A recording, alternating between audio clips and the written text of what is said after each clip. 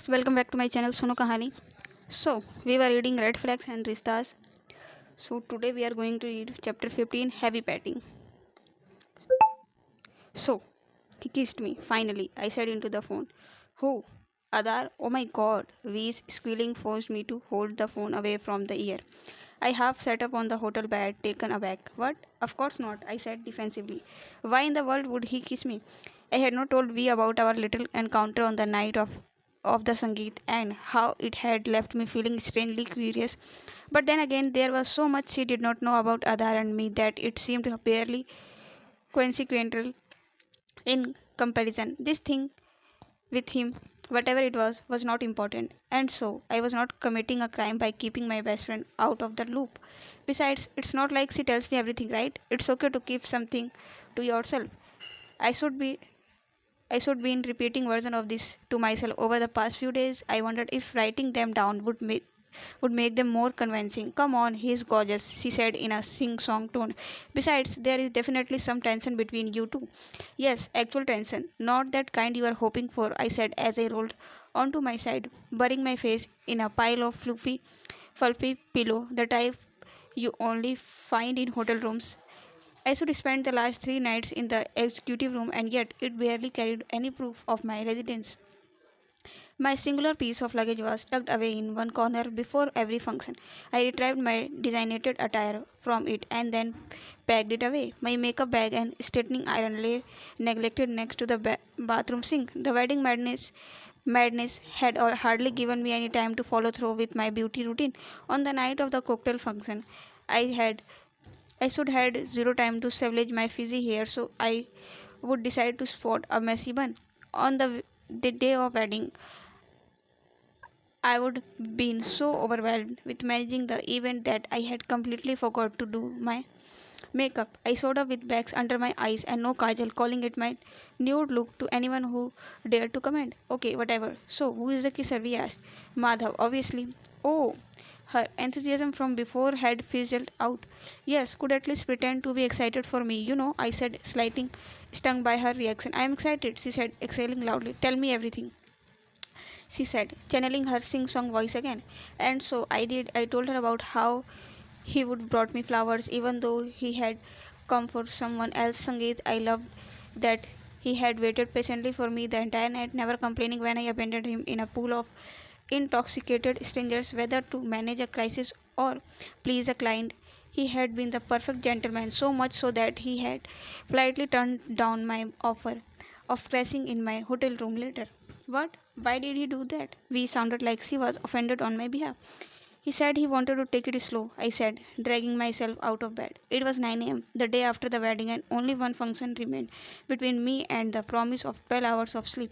It was the reception tonight, an event where the bride and groom could finally let their hairs down and have some fun. The TMJ team was also planning on doing their share of drinking and dancing. If the WhatsApp group were any indication, as for me, I fully intend to leave the party the minute I could professionally afford to do so and enjoy my last night in this luxurious, barely used bed. La me. She sang into the phone. I chuckled as I made my way to the washroom. It's kind of sweet, okay? Besides, I am just glad we have finally kissed. It was true that we had only hung out twice, but we should spend so much time talking over the phone that it felt weird. There was no physical evidence to show what was going on between us. And how was it? It was really nice. He is a great kisser, I said, inspecting my skin in the shaving mirror. After the customary follow up questions, she blew me a kiss and hung up. I tapped my phone screen to check the time. There were 10 short hours to go before the reception, and I had many precarious tasks on my list, the first of which was a meeting with my college colleague Rian and the hotel's head chef. The groom's family was satisfied with the food arrangement from the previous night's wedding and wanted us to make sure the dishes looked good good as they tasted tonight. At 12 p.m., I had to sit with the social media team to sort through all the content we had gathered so far and ensure we had not missed any client deliverable. And just before lunch was the final leg of Hers and Deepti editorial interview. The writer wanted to get some insight into their post nuptial bliss of a half a day. I sped through my day in a zombie mode, formulating monosyllabic response during interactions to conserve my energy for the evening. After 3 days of outdoor festivities, the heat was beginning to get to me. Tonight's function, however, was to take place in the ballroom, which meant I would not have to overdose on my antiperspirant fumes. I was not sure if I had gotten better at managing people or if the universe at last was being kind to me, but the first half of the day went well went by smoothly. The chef graciously accepted our suggestions, and Jinal and her social media team had everything ready for me to go through. And when neither Deepti nor hers found something to be pissed about 30 minutes into the editorial interview, I let myself relax. Zoning out of the conversation about the happy couple's excitement for their honeymoons, I gazed at the stillness of pool water. I leaned back in my garden chair and let my forehead peek out from the shade provided by the beach umbrella at our table. The rays of the sun through hearts mirrored the faint brightness blooming in my mind. Over the course of the last week, I had increasingly felt like I did not belong as a captain of ship. I often found myself bent over the deck, wondering if the hype was worth of seasickness. But now that we were nearing the shore, I could sense the anxiety retreating. I had made it through in one piece without any signs of physical or mental trauma, save the bags under my eyes and a few thousand fried brain cells. This is not so bad. You can do more of this. I thought to myself, less as a token of reassurance than as a form of pursuance. It's going to be all right. My brief moment of peace began fading away when the voice around me started raising. Every right to screen what you are doing to be writing about us, hers was saying, with his anxious bride fluttering behind him. The writer from our team, Hina, was looking at Groom with exasperation. She had shut the lid on her laptop, which I cocked meant that the interview was over. It's an editorial piece, hers, not a branded one. You have to trust me. I'm not going to write anything other than what you have told me or what I have observed, she said, pushing her chair back to stand up. I don't care. You are writing about me and my wife, not some bloody movie review. The aggression in his voice took us all by surprise. I got up from my chair, stepping between Hina and hers with my arm extended towards the groom. Okay, let's all take a breath here, I said, looking them both in the eye. You know how it works, Ananya, so maybe you can explain it to him. Hina said it in a tone that suggested this was below her pay grade. From the corner of my eye, I saw Dipti tugging on her brand new husband's arm, who shrugged her off as though she was a housefly or some such annoyance. Hers, it's not standard practice to let the subject read their editorial piece, I said, my voice firm but empathetic. But I understand that this is deeply personal for you and Dipti, and so we will try and arrange for you to read this piece before it's published. So when can I read it? He asked. I glanced at Hina, who threw up her arms in the air, scoffing loudly. When I continued to look at her meaningfully, she said, a week, I suppose. But we will be in Greece by then. Dipti spoke up for the first time, her voice tentative and unassertive. In all my dealing with the couple, I had never encountered a problem working with Dipti. She was hugely accommodating, the polar opposite of her overbearing husband, but I could tell hers did not appreciate it when she tried to create some room for compromise. Exactly, her said, grateful to his wife for the added ammunition. You expect us to sit and prove fair on our honeymoon? The more I tried to reason with them, the further the conversation got away from me. By the end of it, the groom stormed off, threatening to write to my boss, and his wife trailed behind him, offering me an unsaid apology with her eyes. Hina, on the other hand, was largely unsympathetically, you are on your own, she said before walking away in the direction of the lobby. I watched her disappear into the distance, my frustration growing with every step she took. What I would not give to be able to walk away from all this as easily as she had. It's not that I thought this particular issue was extra complex. I had dealt with bigger disasters since the inception of the best man, but somehow this one was throwing me off a bit more than the others. I sat down at the pool table previously occupied by the four of us and rested my head against the cold metal surface of the counter. My frustration escaped me in a sound of muffled agony. Fuck him, fuck her, fuck this whole wedding, fuck my job, and fuck my boss. I stayed bent over the tabletop, taking a few minutes to regain my composure in solitude. When I straightened up, I realized I was not alone. Athar was sitting across the table from me, watching me curiously. Rough day? He asked, taking a puff from his cigarette. What the hell, man? I demanded, scolding at him. Are you a ghost or what? He had this extremely irritating way of materializing out of thin air, especially in my most inelegant moments. I was having lunch at the Polo Cafe over there. He chuckled and offered by way of explanation. The mention of food caused my stomach to make a loud, unattractive noise. I had not been very kind to my tummy in the past few days, and it sounded like it was ready to rebel. I don't remember the last time I ate lunch at lunchtime, I mumbled, patting my stomach in consolence. Hard worker. Ah, he said, taking another drag. You must really like your job. That made me snort. What? He asked. Can I bump one of you? I asked, gesturing to the smoke in his hand. He regarded me with a raised eyebrow. I thought you did not like smoking. Or smokers. Just give me one. I leaned forward, snatching the box he had placed on the table. He did not say anything to stop me, but I could feel his gaze on me as I brought the thin paper wrapped cylinder of cancer off my lips. I light up and took a deep drag. My first in 2 years. I think I hate my job, I said, relying on high of the cigarette to vocalize my inner monologue. Don't we all? He offered. In one way or another. I shook my head. People around me had always despised their time at work. Virinda bitched about her boutique because her mother did not let her explore her own instincts as a fashion designer. Saurav loathed the work culture of his cutthroat multinational company. My dad resented his financial profession, dreaming of life where a career in research would have been possible for a middle class man like him. But me, I had always prided myself on following my dream. When I had first gotten a job at the Man General, I had been over the moon. My excitement had nothing to do with the pay, which was passable at best. I was happy because I knew I would wake up every morning looking forward to going the office. And for years, that's exactly what had happened. I like my work, and I liked that I liked my work. Adar nodded as I went, telling him how difficult it was for me to get acknowledged that the enthusiasm I had for my job was waning. What about the interiors thing you did for your friend? Does that get you excited? He asked, sounding genuinely interested. I don't know, yeah. I guess I admitted. But it's not like I can throw myself into that. I have a career that I have invested in, and I can't just that up for a shot in the dark. I expected him to lecture me about chasing my dreams, but he gave me a sad smile instead. I get that.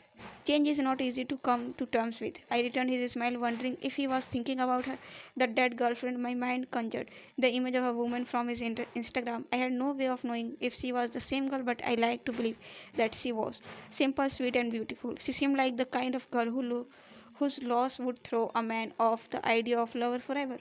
So anyway, he said, pulling me out of the mental maze. I was navigating what happened today that's got you smoking with and venting to the enemy. I laughed at his characterization of himself before answering his question. This couple, man, hers in particular. I started feeling the many complaints I had against the groom, who had left no opportunity to make my life hell. It's a wedding, Ananya. People act a bit crazy in the pursuit of the perfect day of their lives, or whatever. I am sure you are familiar with the concept of a groomzilla, he said, shrugging. But that's the thing, I said and signed. I am bending over backwards to organize and celebrate a marriage that's obviously not going to last. That took him by surprise. But why do you say that? I scoffed and said, haven't you seen the two of them together? That man has no respect for his wife. Oh, come on. We are outsiders. You and I don't know what their relationship is actually like. He argued, pulling his chairs closer to the table so he could place his elbows on the counter. So I do, I exclaimed. I have sat in the 6 hours long interview where they talked about in it in excruciating detail, and based on this information you think you are not meant to be they are not meant to be together, he asked. Yes. Okay, give me some details. I gave him a sickly sweet smile and said, of course not, that would be against my journalistic ethics. But you are not journalist, he countered. The glint in his whiskey colored eyes mirrored mine. I thought about how gossiping with a sponsor about a client would be considered a no no in any corporate handbook. But then again, I was also involved in an elaborate, life altering bet with this sponsor, so my professional code was already compromised. Okay, fine, I said, and he flashed me a grin. For one day, they met on Instagram, and everyone knows that no great love story starts with a hey dear in someone's DM. I said, then added. That's like the techiest meet cute ever. I'm a meet cute? What's that? He asked. I stared at him aghast. What? He asked when I continued to gawk at him in silence. How can you be so out of touch with romance? I demanded. He placed a hand on his heart in a mock pen and said, educate me, O Queen of Love. I rolled my eyes before introducing him to the cinematic trope of a meet cute. It's when the two protagonists of love story meet for the first time. Sometimes it's really silly stroke of luck, sometimes more, but it's always special. Like when Raj offered his hand to Simran, who was struggling to catch a departing train in DDLJ, or when Major Ram got dropped in a college prank and sang a song for his chemistry teacher, Miss Chandani in Mehuna, or even when Jack tried to talk a suicidal rose off the edge of the Titanic in Titanic. His amusement grew with every meet cute I recited from the movies I had grown up watching and rewatching. And you think this happens in real life? He smirked at me and asked, when was the last time it happened to you, O Queen of Love? I threw a dirty look in his direction, but his question evoked a long suppressed memory in my mind. I was in the cafeteria talking to a fellow classmate about the band competition we had just sat through. College from around the country had come to participate in the music festival, and we had flocked to the auditorium to witness the magic. As freshers, we had no clue what to expect, but that had not stopped us from rooting emphatically for the four-person rock band that represented our college vandalism. That was until we saw them perform. They sucked so bad, Tanuj. The acoustics were all over the place. The drummer had less energy than my childhood physics teacher. I was saying to my classmate as we waited for our order at the counter. They were not that bad, he said, looking nervous. Are you serious? I asked. Then continued to rumble. They were terrible. And that singer. He plays the guitar really well, but someone needs to tell him he can't sing in public again, like ever. When he stopped talking, someone behind me cleared their throat, and Tanuj took me by the shoulders and turned me around. Standing there looking half annoyed and half tickled was the singer of the band, the same man I now call my ex. The memory faded away slowly, and I pulled myself back into the present. Adar was pulling out another cigarette from his pack.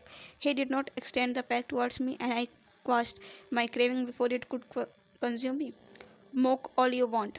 But romance is real. It may not be common, but it is real, I said, leaning back into my chair and crossing one leg over the other.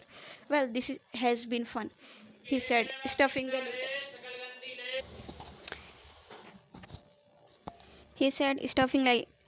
the lighter and smokes into his jeans. But I have got to go stock a bar for marriage that won't last. I laughed, half waving at him as he got up to leave. Go eat something, he said, turning back to face me and gesturing with his eyes at the pool cafe a few feet away. I smiled to myself as I made my way to the eating joint, oddly calmed by the interaction I knew I had to have to face it at some point, but for now the frustration and anger from before had receded into a corner of my mind. After a well-deserved lunch and 2 cups of tea, I was back in my room. By 5 p.m., I had close to 2 hours to spare before the event. I laid out the black and gold sari I had stolen from my mom on the bed and breathed a long sigh of relief. There was enough time to YouTube a draping tutorial to do my hair and makeup and maybe even grab a bite. And so naturally I decided to take a nap. I awoke to the sound of my phone vibrating next to my pillow. I checked the time, it was 7:15 p.m. Fuck. I grumbled before clearing my throat and hitting the accept button. Ananya, where are you? I have left you like 5 texts, Pooja said, sounding mad. There was no way I could let her find out I had been napping all this while. I pushed the grogginess out of my voice and began, oh, sorry, I was wrapped up with something in the kitchen, I said, hoping she would not ask me more questions. I'll be down there in 5. She asked me to hurry up, reminding me that all the sponsors and clients were going to be at the event today, and it was my job to socialize, flatter, and impress. The wedding, at least for me, was no longer about the bride and groom. It was about the people who had made it happen, and I had to make sure they would not regret it. I cursed loudly as I stumbled out of my bed and picked up the sari I did not know how to wear. How difficult could it be? When I emerged from my room 20 minutes later, I had newfound respect for all the women who woke up every single morning and donned this unnecessary long and laborious fabric. I knew I had worn it all wrong. Plaits the plates were uneven, the pallu was too long, and there were extra yards of fabric that I had not known what to do with. So tucked them in the inconspicuous place. I hoped and prayed that my generous use of safety pins would keep it in safe place. I was not in the mood to compromise my dignity for the second time this week. There you are. Pooja seemed visibly relieved to see me. She was standing with two older men and one woman. I greeted them all with a smile. Do you remember someone and hurry from shelter? Spirit, she said by way of reintroduction, but I could not recall with which name belonged to which face, and this is Summer's wife, Chandra. Adar appeared a few seconds later bearing drinks for the current party of five. Here, take mine, he said before gesturing to a passing waiter to bring him another one. I sipped the whiskey as the six of us made small talk about the weather, the commute to the hotel, and the ballroom decoration before finally moving on to the only thing that mattered, the success or failure of the event. We have gone little overboard on the budget, it seems, said Summer, as his wife excused herself to go to the loo, no doubt sensing that we were about to talk shop. Oh, I asked, as I was hearing about this for the first time. The groom's friend extracted a few extra bottles from the bartenders last night. I explained others, catching my eye. And I don't think they intend to pay for it. I'll look into it, don't worry. I reassured them, adding this to my mental Excel sheet I had been maintaining all week. Summer nodded and smiled, but Harry continued to look spectacular until I promised to send an email detailing the exchange of extra bottles as part of the deal. Stellar Spirits was obligated to provide 20 bottles of whiskey per event. If the guest happened to consume more alcohol, Hers and Deepthi would have to bear the cost. If you asked me, that was a pretty sweet deal. Have you guys eaten? I asked the party. I have heard rave reviews about the chat counter Golgappas. I shortly learned were a great pacifier. The burst of flavors flowed by the meaty and tikhi chutney was all consuming. Pooja and I walked over to the next set of clients after sending the Stellar Spirits team to the course on street food. The senior hospitality manager of Lotus Royal, Mr. Gupta, was sitting at one of the table next to the bar. He and his wife were chatting with her mom, who looked more dressed up than her brand new daughter-in-law in her heavy green and gold sari. We made a stop at their table to check in on Mr. Gupta, having sponsored all the venues as well as most of the food for the celebrations. He was easily the most important person at the party, judging by the number of empty whiskey glasses in front of him as well as the way he was beginning to roll his Plus, he seemed to be having a pretty good time. His wife, on the other hand, had not hopped onto the party train. She was cradling a glass of water, awkwardly smiling at whoever come to speak to her husband. Can I get you something to drink, Mrs. Gupta? I asked her. Oh no, she shook her head and said, I don't drink whiskey. Some wine, perhaps? I asked. She smiled. I didn't realize there was wine. There was not, but for the plus one for our main sponsor, I should stomp on the grapes myself if I had to. I pulled a waiter from the bar and instructed him to open a bottle of Pinot Noir from the private selection for the lady. I spent the rest of the evening drinking with different groups of people. At first with Pooja by my side, and after an hour or so without her, after having gugged that I had things more or less under control. She switched off from work mode and joined the office folks at what I called the fun table. The editorial writers, social media interns, stylists, and sales reps were all huddled together, laughing and talking animatedly. It was 10 p.m. when the magic of all that whiskey started creeping in. I abandoned my glass at an empty table and replaced it with a bottle of water, knowing full well that the end of the night was not yet in sight. Finding a window between all the socializing, I escaped to the parking lot to make a quick phone call. Hey, you Madhav, picked up on the first ring. What's happening? I asked him, leaning on the passenger door of a white Wagner. Just come out of a few drinks with the office peps, he said, directing my attention to the faint hum of music behind him. Nice, I said, then added teasingly. Looks like you are having plenty of fun without me. Please, he laughed and said. This is all. So I don't lose my mind waiting for you to call me back. I felt a bang on my guilt for not speaking to him all day. I had meant to call him back earlier, but there had always been something more pressing.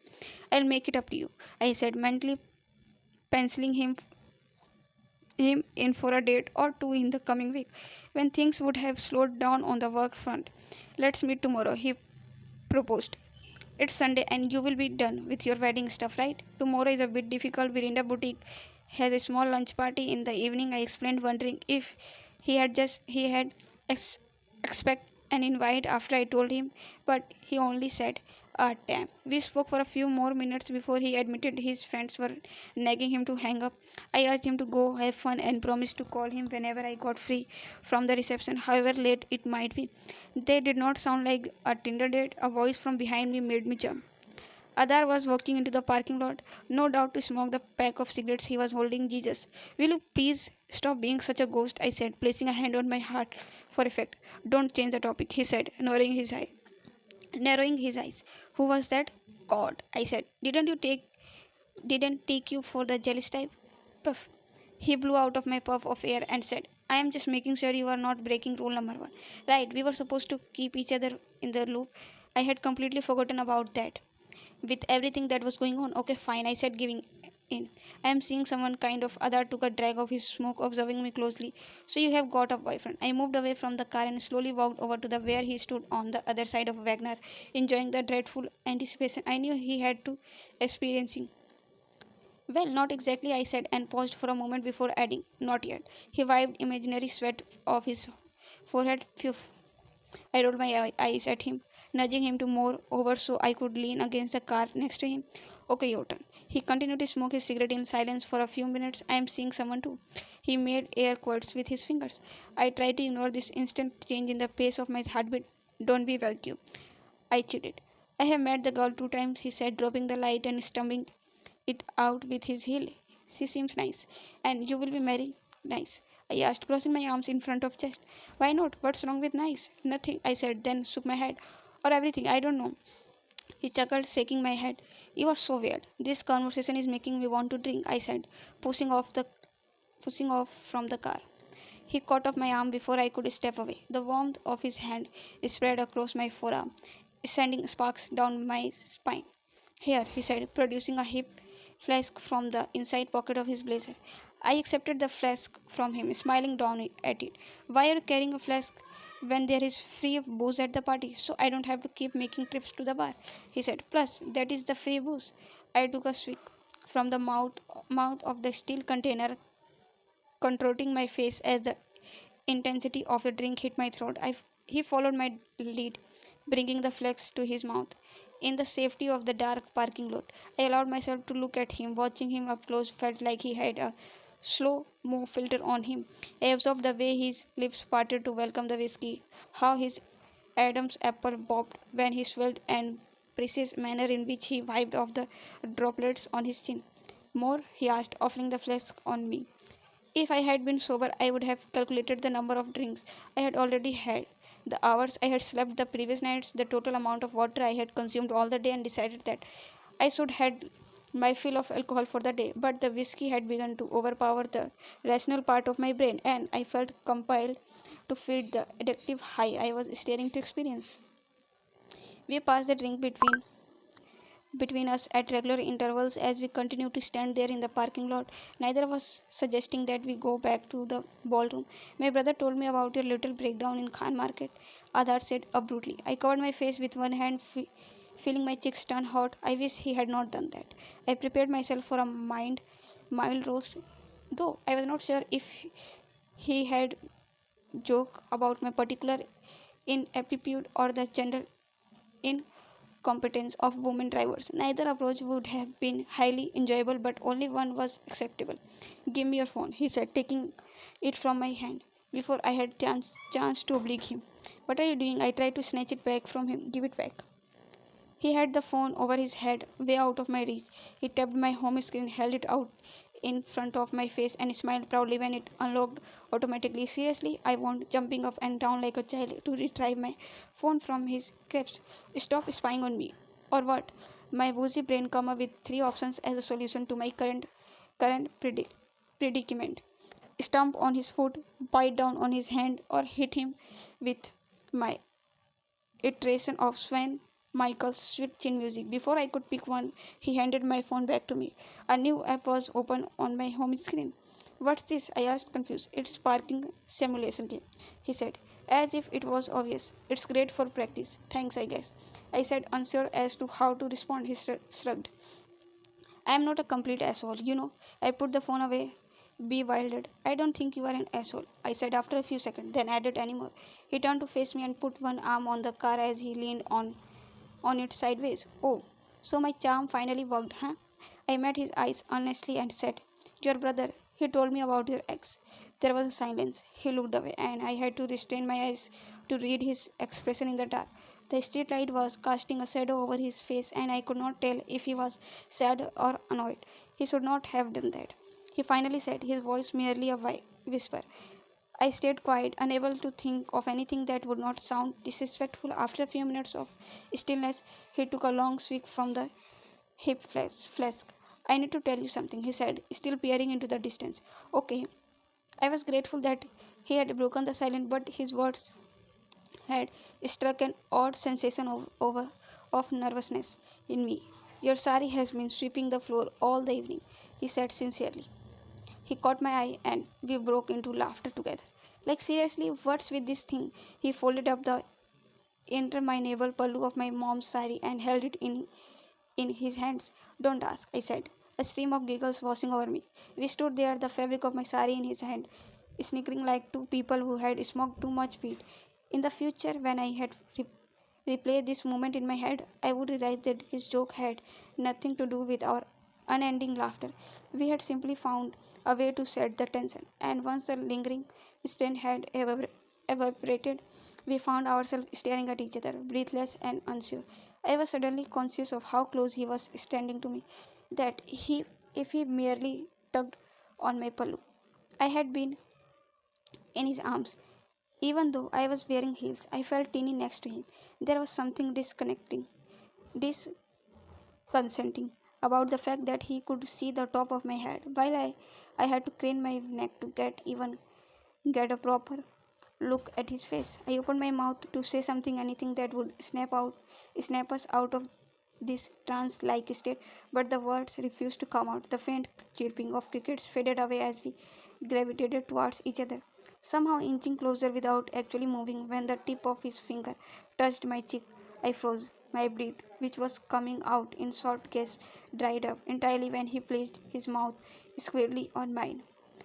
The warm taste of whiskey gushed through my mouth as I parted my lips, pleased by the invitation. His tongue curiously made its way inside, taking its own sweet time exploring the depths of my inner world. I felt his arm wrap around my naked waist, and in one swift motion he lifted me up.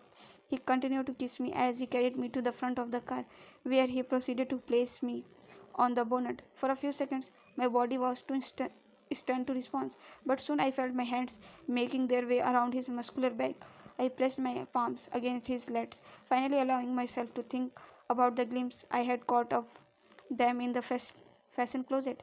I threatened my finger through his thick, curly hair, grabbing a fistful. He abandoned my mouth to leave a trail of kiss down my neck. I could feel his breath getting hotter on my body, and I had to pull his face back to mine to keep myself from moaning out loud. He yanked the pallu off my chest, and a small ripping sound whooshed from where it had been pinned to my blouse. Sorry, he mumbled before leaning down to my white neck. An uncomfortable moan escaped my lip, and my hair dropped back in place. I cupped his face as he nibbled on the tender skin between my neck and my earlobe. I could feel his right hand circling my breast, tracing my nipple with his fingertips, gathering all the might I could find in my weakened body. I placed a hand on his chest and pushed him away. Not here, I said. My voice was raspy, but my tone firm. Where then? He asked, sliding his hands down on my arms to interlace his fingers with mine. I can't keep my hands off you. With trembling hands, I opened my portly bag and handed him the key to my room. Meet me here in 10 minutes, I said, hopping off the wagoner with his help. Where are you going? He could not hide the disappointment in his voice. Don't worry, I'm right behind you. Finding Pooja Pooja was not difficult. She was still at the fun table, merely drunk with the rest of the TMJ team. They seemed elated to see me, but their excitement quickly dissolved into grounds of protest when I told them I was going to call it a night. Bloody migraines. I explained to them and waved goodbye and slipped out of the back door of the ballroom. Time seemed to slow down as I stood in front of the door to room 601. Every cell in my body was on fire, but when the door remained shut even after the second knock, I wondered if I had been played. Had I taken too long? Had Adar left? Had he changed his mind and not come up at all? Would I have go down to the reception and ask for a new kiss before my brain could come up with more alarming questions and scenarios? The door knob turned, and there he was, towering over me in his sharp black suit, a delicious smile playing on his lips. So guys यहाँ पे हमारा ये chapter ख़त्म होता है. मिलते हैं next video में and don't forget to like share and subscribe my channel.